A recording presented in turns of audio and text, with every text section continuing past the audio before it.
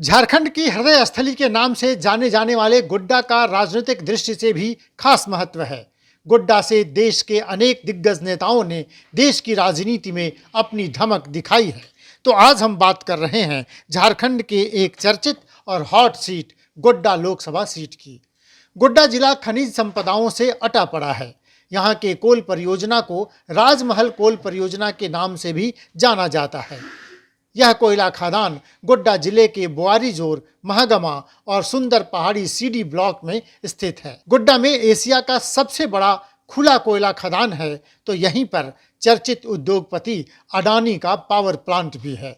खनिजों के अपार भंडार और आर्थिक रूप से अति महत्वपूर्ण गोड्डा का सामाजिक और ऐतिहासिक महत्व भी है।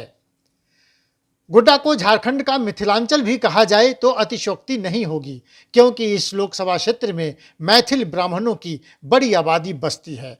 अपनी खास संस्कृति और सामाजिक ताना बाना के कारण मिथिला की मिट्टी की सुगंध गोड्डा में भी महसूस की जा सकती है। एक तरफ भागलपुर, दूसरी तरफ बांका, फिर पाकुड़, साहेबगंज, दुमका और बाबा बैजनाथ की नगरी देवघर से इसकी सीमा लगती है। देवघर का बाबा बैद्यनाथ मंदिर गोड्डा लोकसभा क्षेत्र में ही आता है। यह जिला पुराने संथाल परगना का एक भाग है, इसलिए इस क्षेत्र में संथाल जनजाति के लोग भी बहुतायत में रहते हैं। तो प्राचीन संथाल संस्कृति की झलक भी यहाँ हर जगह आपको देखने को मिल जाएगी। धार्मिक लिहाज से भी यह भूमि काफ़ी पावन रही है। यहाँ योगिनी शक्ति पीठ स्थापित है। कहते हैं यहाँ देवी सती की जांग गिरी थी। योगिनी शक्ति पीठ पर दर्शन पूजन के लिए देश भर से लोग यहाँ आते हैं। यही नहीं, भगवान बुद्ध ने भी यहाँ अपने ज्ञान का प्रसार किया था। इसके साथ आपको बताते चलें कि बाबा बैद्यनाथ मंदिर की पूजा अर्चना तब तक सफल नहीं मानी जाती जब तक बाबा बासुकीनाथ में पूजा अर्चना नहीं की। तो बाबा बासुकीनाथ का मंदिर भी इसी क्षेत्र में है, जिसकी महिमा निराली है। आज़ाद भारत में जब 1951 में पहला चुनाव हुआ, उस समय गोड्डा संथाल परगना का हिस्सा था। उस जमाने में संथाल परगना प्रमंडल का संसदीय सीट पूर्णिया सह संथाल परगना और संथाल परगना सह हजारीबाग 2 सीट थे। इसमें 2 जनरल और 2 अनुसूचित जनजाति कैटेगरी से सांसद चुने जाते थे।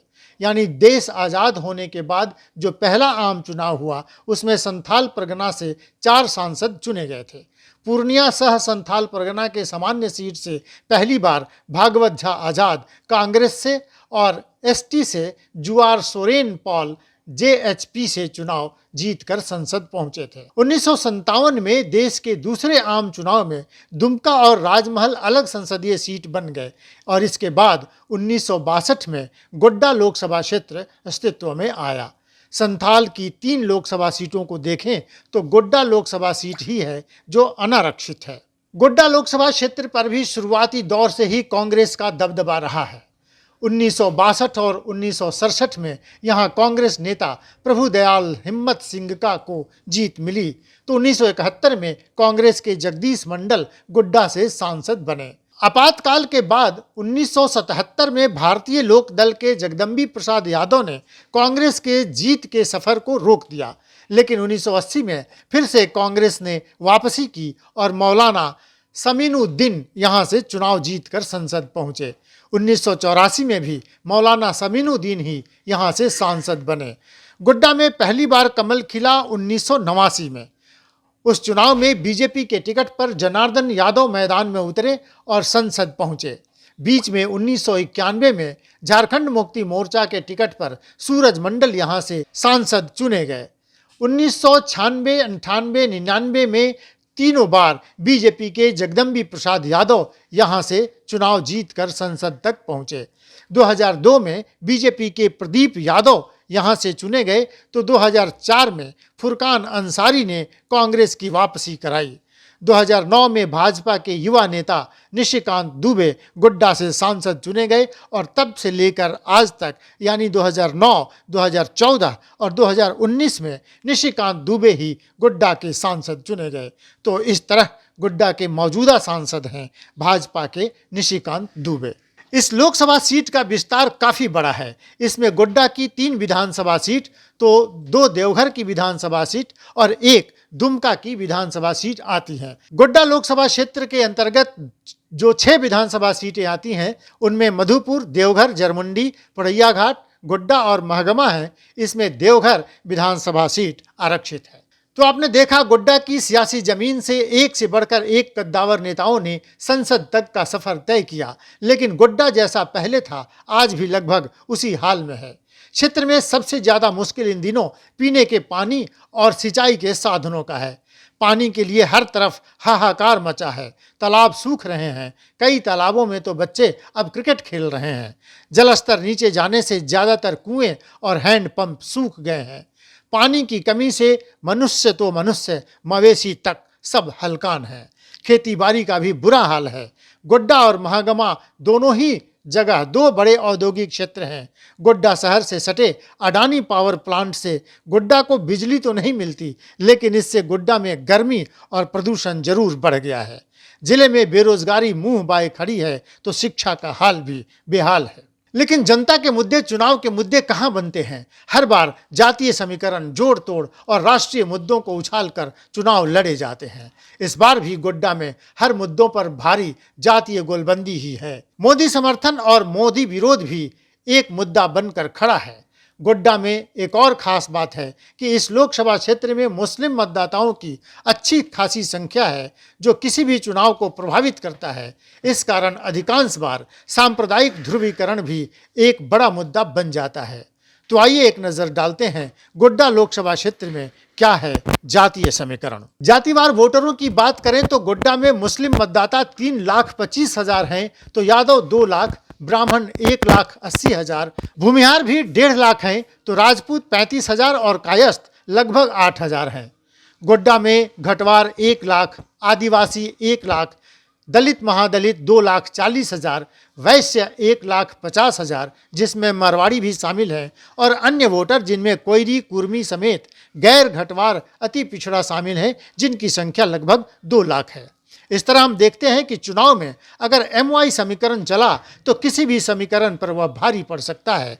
तो एकजुट सवर्ण वोटरों के साथ वैश्यों और अन्य जातियों की गोलबंदी हुई तो ये भी गेम चेंजर साबित हो सकते हैं।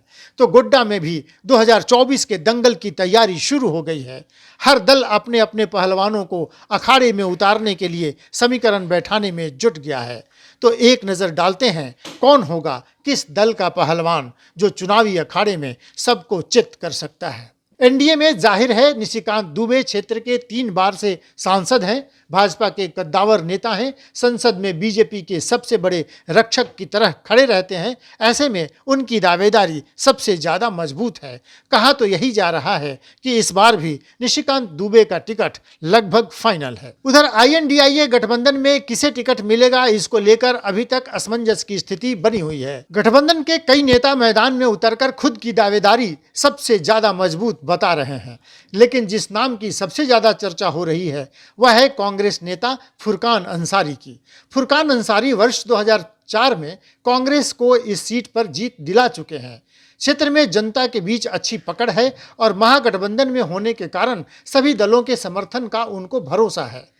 चूंकि INDIA गठबंधन को प्रदेश में एक अल्पसंख्यक नेता को लोकसभा का टिकट देना होता है, तो वो MY की बहुलता देखकर गोड्डा से पूर्व सांसद फुरकान अंसारी को टिकट दे सकती है। वहीं कांग्रेस के ही पड़ैयाहाट से 5 बार के विधायक प्रदीप यादव भी मैदान में डटकर खड़े हैं। एक बार 2002 में गोड्डा से उपचुनाव जीतकर संसद भी पहुंच चुके हैं।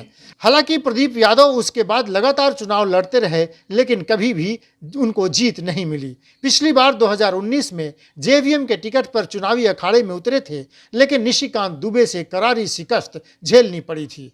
हालांकि अब JVM का विलय बीजेपी में हो गया है और प्रदीप यादव कांग्रेस में शामिल हो गए हैं। ऐसे में विपक्षी खेमे से अपनी दावेदारी पेश कर रहे हैं।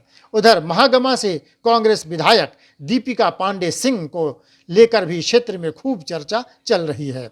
लेकिन इस बार कांग्रेस के साथ साथ JMM भी इस सीट पर दावा कर रही है।